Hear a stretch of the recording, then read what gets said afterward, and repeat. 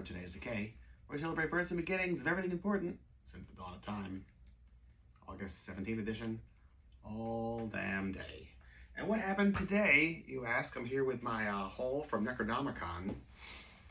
Yeah, quite a lot. Quite a lot. All good things, though. What are some other good things?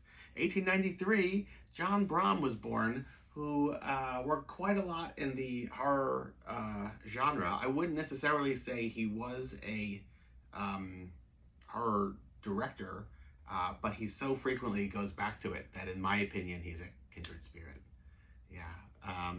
Three of his best, who's counting, would be the trio of terror that he directed for 20th Century Fox in the 1940s, which were almost like their version of like the Val Lewton cycle, I'd say, in that they are just dripping with atmosphere and, unlike the Val Lewton movies, display a budget that is really impressive and well used. Whether they had the budget or not, I can't speak to, but it's just beautiful fog-shrouded streets, cobblestone, gaslight, you name it. And the first of the group is The Lodger, starring Laird Krieger, which is a Jack the Ripper story. Not the first time it was told. It certainly was told by the master Alfred Hitchcock in the 20s.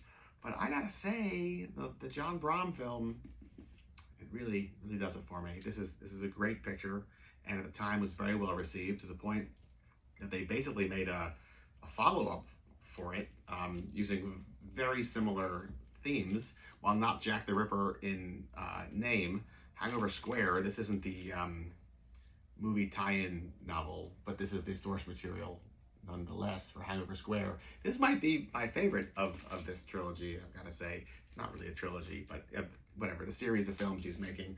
The third of which is The Undying Monster.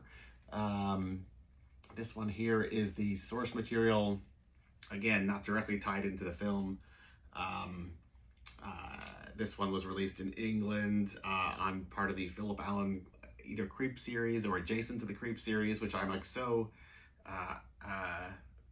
much of a fan of, regardless if it's the like beautiful artwork from the early 30s and onwards, or the late 30s and 40s stuff where it looks like somebody's grandson was like given the go ahead to create the artwork, like, well, as is the case here, unrelated to John Bram, but still great nonetheless.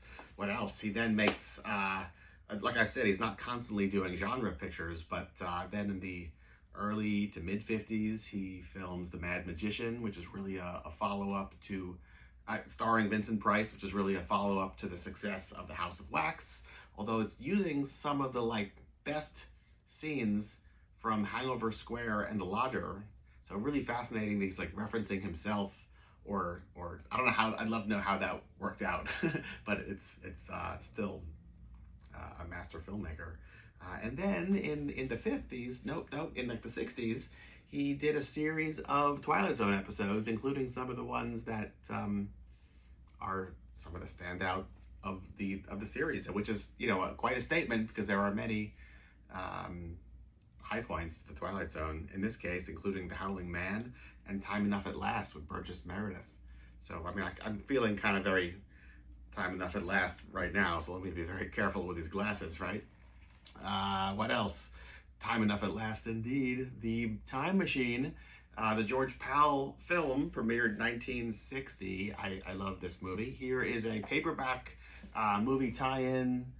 Not photoplay novelization isn't the right term, because these are, you know, it's the source material, but it's got stills from the actual film you can take home with you and read over and over again and experience it for yourself, as if you have your own time machine to go back to the movie going experience, right?